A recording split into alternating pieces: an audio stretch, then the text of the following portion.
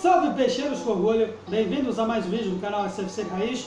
Como sempre agradeço de coração os fiéis membros deste canal, mas se está vendo pela primeira vez, desta força também, acione o botão de inscrito para os futuros vídeos de análise de vlogs próximos, beleza?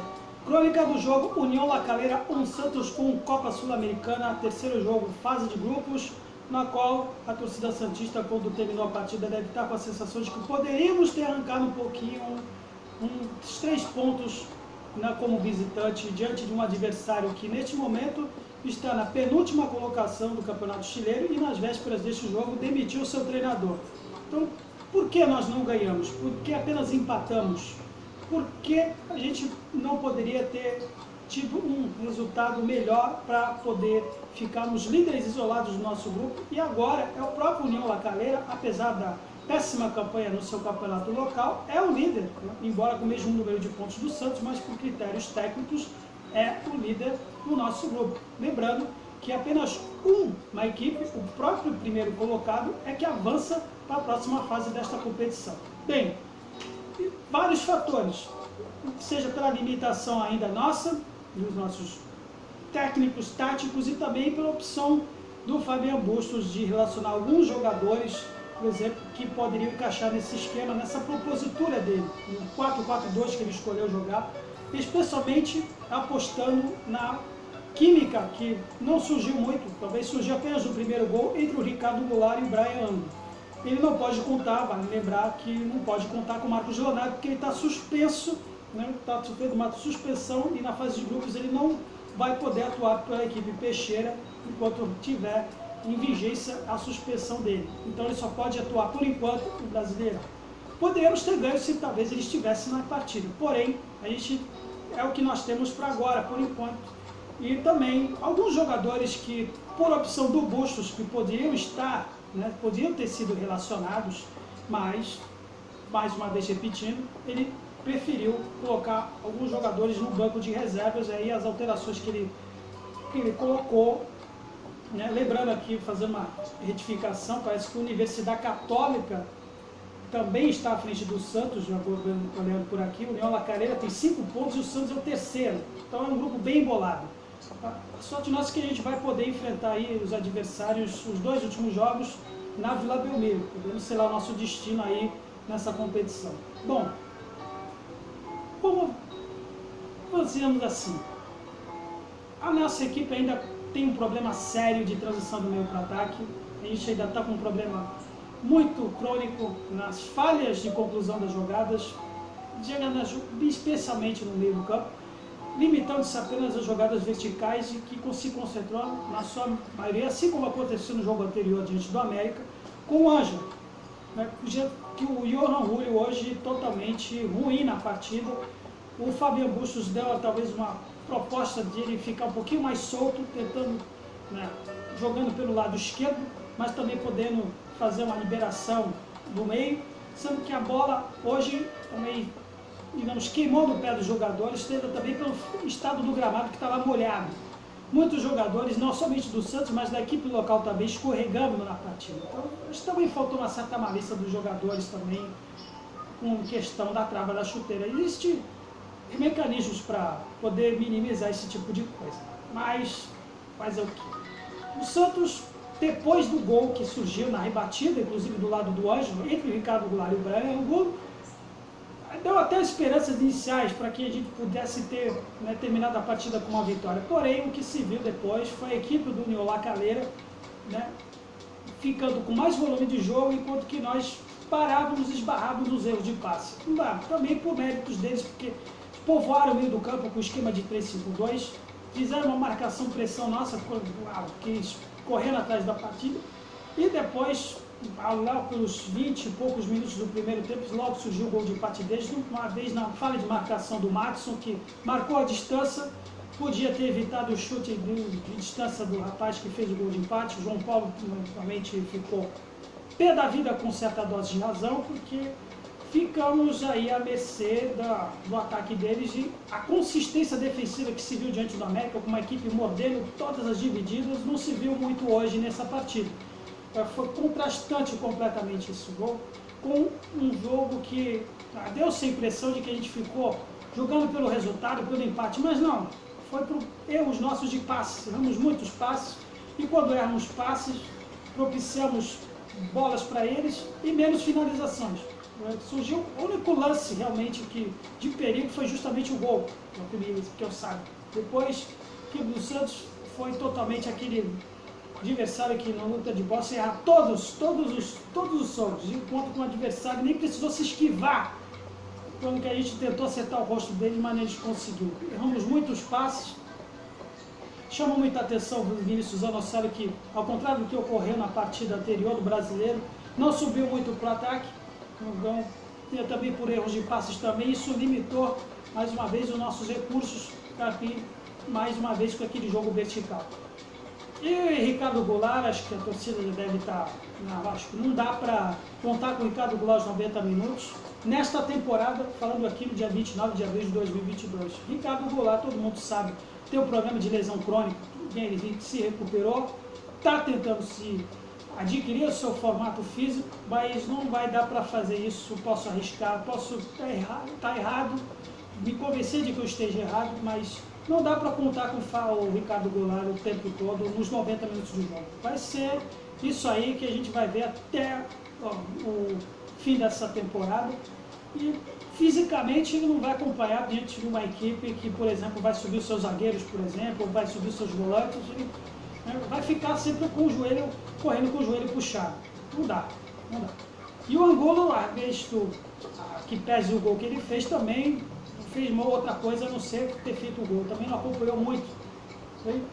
Mas o Fábio Bustos insistiu, especialmente com o camisa 10, que foi trazido para ser o cara das assistências. Talvez por isso, insistiu no Ricardo Goulart por ser o cara que, talvez mesmo não estando muito bem fisicamente, talvez numa bola, um lance crucial, uma assistência que ele chegou a dar, inclusive, se não me engano, talvez com o Gabriel Pirani, que entrou no segundo tempo, podíamos ter feito aí o gol da vitória, mas mesmo assim, e as mexidas que o Fábio Bustos deu, talvez muita gente não vai ter compreendido, né? Ou pelo menos em comum, por exemplo, o Lucas Braga, que entrou depois no lugar do Ângelo, que mas pode até ter sido compreensível ele ter tirado, porque estava sendo muito visado, dando muitas faltas, não estava, depois do lance do gol, não estava apoiando muito também, tanto que o Lucas Braga até começou bem depois, deu um pouquinho mais de dinamismo no jogo, depois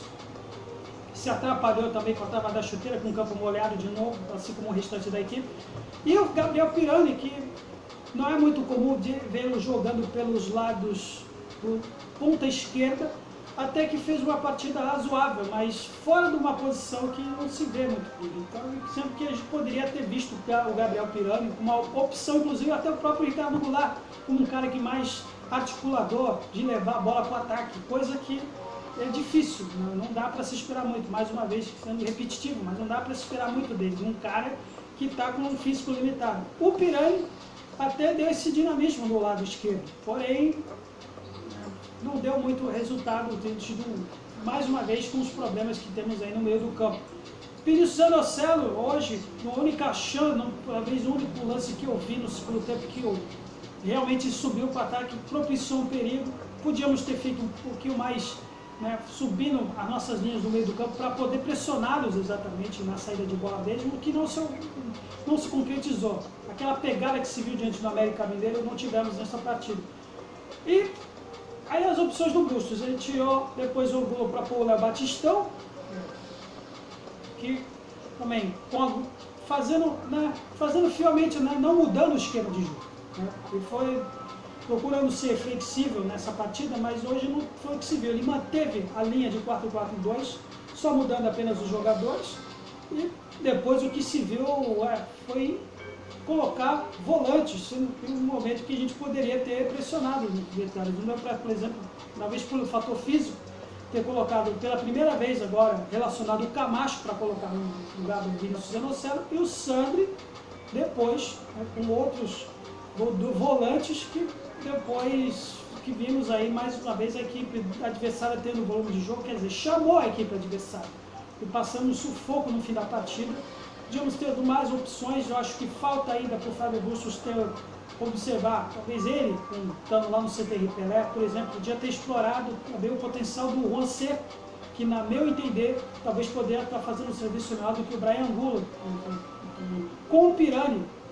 Mesmo no 4-4-2, talvez poderia ter experimentado depois, ter colocado o Pirani no lugar do Goulart, mas por opção dele, né, continuou sendo fiel a esse esquema que não deu muitas finalizações para nós, né? Tivemos aí, até pelo padrão recente do Santos na partida, nos últimos jogos, foram 12 chutes do Lacaleira contra 8 do Santos. Mas chutes a gol mesmo só tivemos 3 na partida inteira. Até tudo bem, tivemos apenas 2 da equipe adversária, porém, de certo modo, eles tiveram um pouquinho de aproveitamento melhor diante da quantidade que tivemos também e na falta de volume de jogo que também tivemos nessa partida. Eu acho que falta, na minha opinião, talvez o Fábio Augusto ter colocado o Lucas Barbosa, sempre para colocar jogadores fora do seu lado habitual, como fez hoje com o Lucas Barbosa. Podia ter colocado o Lucas Barbosa aqui, fez uma grande partida aqui na Vila Belmiro, que propiciou inclusive o gol da vitória contra a Universidade Católica do Equador, né? Mas sequer relacionou ele na partida, sequer levou ele para o Chile. Acho que talvez falta uma outra atividade para poder maximizar o potencial de alguns jogadores que estão aí, especialmente da base, assim como ele está fazendo com o Lucas Pires. Razoavelmente hoje, talvez pelo estado do gramado, mais uma vez, ele não foi muito bem, talvez andou escorregando um pouco, patinando, mas assim, o que me chama a atenção também é a ausência de apoio um pouquinho mais das laterais. Então, o esquema do Bustos que ele faz é um pouquinho tímido nesse momento. Os laterais não chegam na ponta como se fazia nos anos anteriores. Tanto o Maxson, que falhou, mais uma vez, falhou mais no gol, né? Fez uma partida ruim. Talvez hoje ele relacionou o Auro, né, no banco de reservas, e o Lucas Pires, que talvez ele é o cara mais acionado, comparando um com o outro nas laterais. Faltamos ainda esse problema. Se a gente conseguir encaixar, né, mais um recurso como segundo volante, pressionando o adversário, talvez poderíamos ter uma sorte maior, poder um volume de jogo melhor e também, de certo modo, seja o próprio Ricardo Goulart, quando as pernas deles dão para conta do recado, ou o próprio, qualquer um que quiser ele colocar na partida. Na meu entender, acho que o Pirani podia ter feito isso, com deslocar um pouquinho mais no meio, ou com o Léo Batistão, como ele fez na partida anterior, mas ele resolveu hoje colocar os dois na linha de frente e não surtiu muito efeito, por opção dele também. E chama-se atenção também o árbitro venezuelano que estreou na partida com o Santos, deu uma espécie de nervos para a comissão técnica, porque ele, a certo momento do jogo ele estava dando somente cartões para a equipe do Santos, sendo que aí precisou a comissão técnica, alguém da comissão técnica do Santos, se não me engano, não sei se foi o Arzu ou o Carlos Caicedo, que acabou sendo expulso. Aí sim que resolveu dar cartão aí para a equipe adversária. Podia ter feito já no lance que o Pirani tomou uma falta aí, uma paulistinha, e sequer o rapaz deu o cartão. Depois aí sim que ele começou a abrir um pouquinho o bolso para a equipe adversária. Mas é isso aí, jogo do Santos é sempre assim. Bom, galera, se você gostou, deixe sugestões e críticas na seção de comentários, concorde ou discorde na opção, também deixe aí também para fortalecer o canal. Por enquanto, Santos sempre Santos, até o jogo próximo, Clássico Sansão, segunda-feira, pelo Brasileirão. Valeu!